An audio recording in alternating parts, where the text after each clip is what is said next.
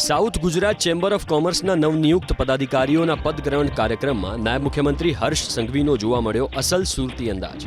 Chamber of કોમર્સના પ્રમુખ અશોક જીરાવાલાને નાયબ મુખ્યમંત્રી હર્ષ સંઘવી નેતા, અભિનેતા અને વેપારી ગણાવ્યા. સાથે જ ઉદ્યોગોને અન્યાય થાય તો સરકાર સમક્ષ પણ અવાજ ઉઠાવવાનું અશોક જીરાવાલાને આહ્વાન કર્યું.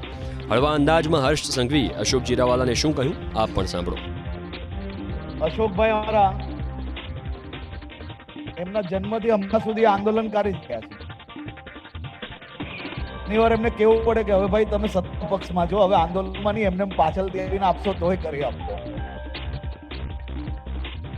પણ હું અશોકભાઈને આજે શુભકામનાઓ આપતા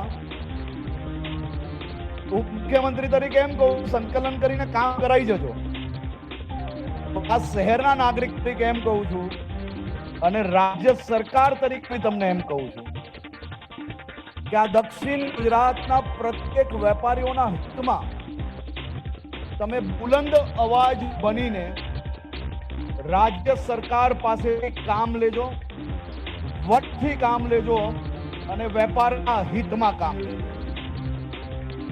સામાન્ય રીતે ચેમ્બર ઓફ કોમર્સના પ્રમુખ એ સૂટ ટાઈમાં સચિવાલયમાં ફરતા હોય એટલે એકબીજાની શરમમાં સુરતથી નીકળતા બુલંદ હોય, પણ નેશનલ હાઈવે વળતા અવાજ એટલો ઠંડો થઈ જાય.